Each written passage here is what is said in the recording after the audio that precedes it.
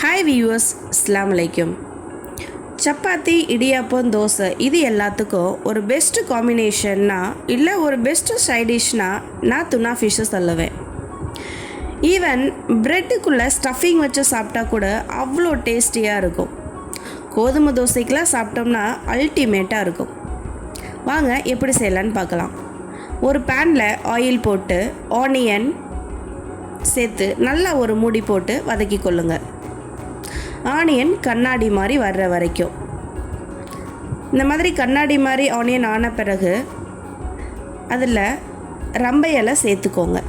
ரம்பை இலை ஆப்ஷனல் தான். அந்த ரம்பை இலை சேர்க்கும் போது நம்மளுக்கு துனா ஃபிஷ்ஷில் உள்ள எந்தவித ஸ்மெல்லும் வராது. அதுக்கு பின்னாடி நம்ம டொமேட்டோ ஆட் பண்ணி நல்லா மிக்ஸ் பண்ணிக்கோங்க. And 1 table spoon garam masala சேர்த்து மிக்ஸ் பண்ண உடனே நம்ம பிரியாணியே பண்ணுற அளவுக்கு ஃப்ளேவர் நல்லா கிடைக்கும். And 1 table spoon chilli powder,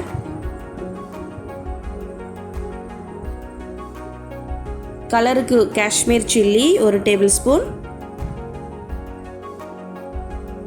and turmeric 1 table spoon போட்டு நல்லா மிக்ஸ் பண்ணிக்கோங்க.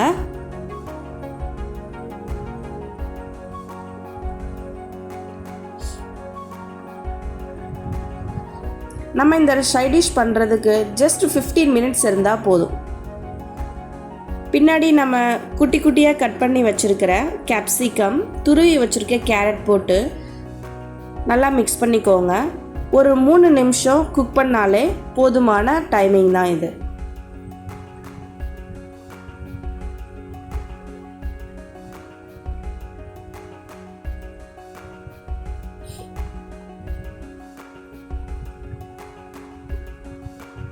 கேரட்டும் கேப்சிகமும் குக் பண்ணுற அளவுக்காக நம்ம ஒரு 2 டேபிள் ஸ்பூன் தண்ணி விட்டுருந்தோம்.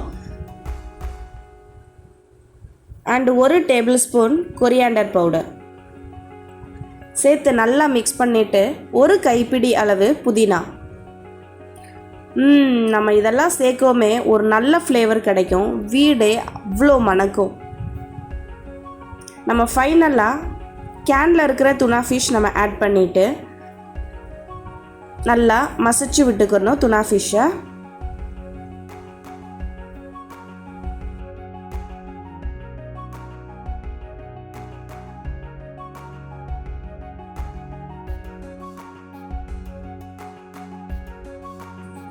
நம்ம ஆட் பண்ணியிருக்கிற இந்த துனா ஃபிஷ் மசாலா நல்லா பைண்டிங் ஆகிற மாதிரி நல்லா மசிச்சு விட்டுட்டு ஃபைனலாக நம்ம மல்லி இலைகளை சேர்த்து நல்லா மிக்ஸ் பண்ணால் நம்மளோட துனா ஃபிஷ் ரெடி.